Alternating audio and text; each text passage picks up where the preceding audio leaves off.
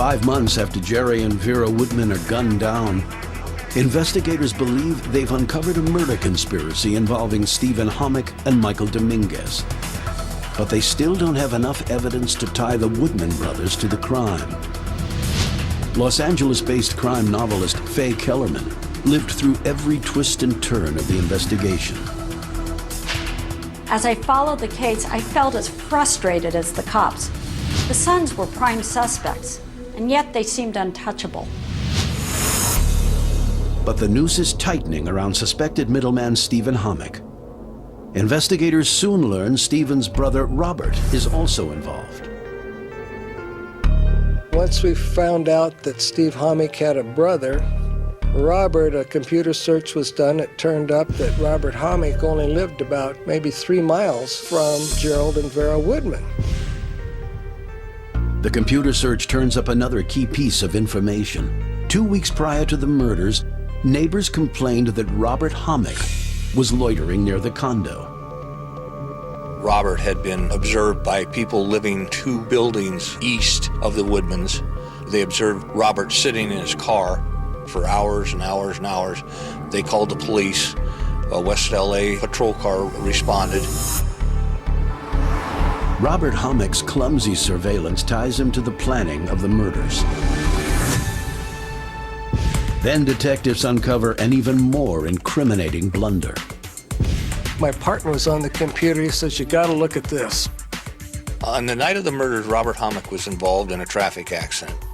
So Robert, being the scientist that he is, went down to this police station and filed a crime report, putting him at the crime scene.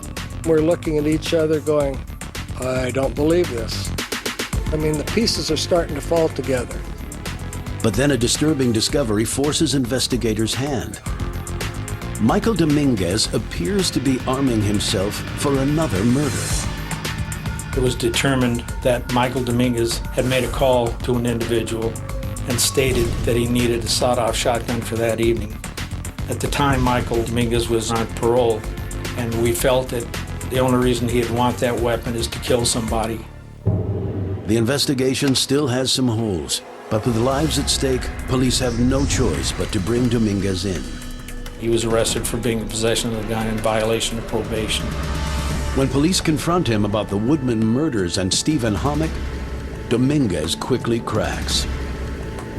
He agreed to testify and to cooperate in return for a life sentence as opposed to the death sentence. He told us that he, on the night of the murders, was sitting on a bus bench on what they believed to be the route that the Woodmans would come by. When he observed their Mercedes drive by, he relayed the information to Steve via handheld radio. Dominguez then acted as a lookout while the Homick brothers committed the murders.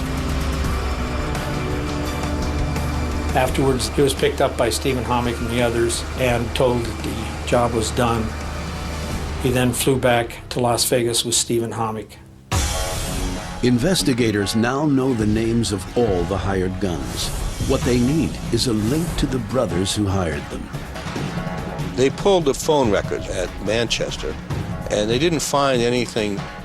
Then they began to pull the records of telephone booths in about a 5-mile radius, when lo and behold, they discovered a pattern.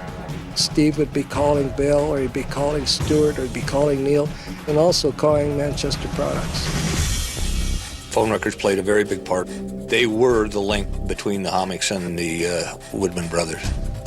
These guys were such cheapskates that if they had just put a roll of quarters in there, nobody would have been able to track it. Instead, they charged a call to the company credit card. Police search Manchester Products bank records and find just what they're looking for. We discovered a wire transfer from Neil Woodman to Robert Homick in the amount of $25,000. There's no reason why this businessman would wire $25,000 to Robert Homick, who's not an employee. The wire transfer, in my opinion, was partial payment or full payment for the murders of Gerald Woodman by Stephen Homick. Conspiracies make for tantalizing fiction, but in real life, they're a tough nut to crack. Investigators had done a terrific job putting the pieces together, but I was still doubtful that justice would be served. Agents from the LAPD, Las Vegas Metro Police, and the FBI quietly gear up. They'll need a perfectly timed and coordinated effort to grab all their suspects without anyone getting tipped off. But the time has come to close the net.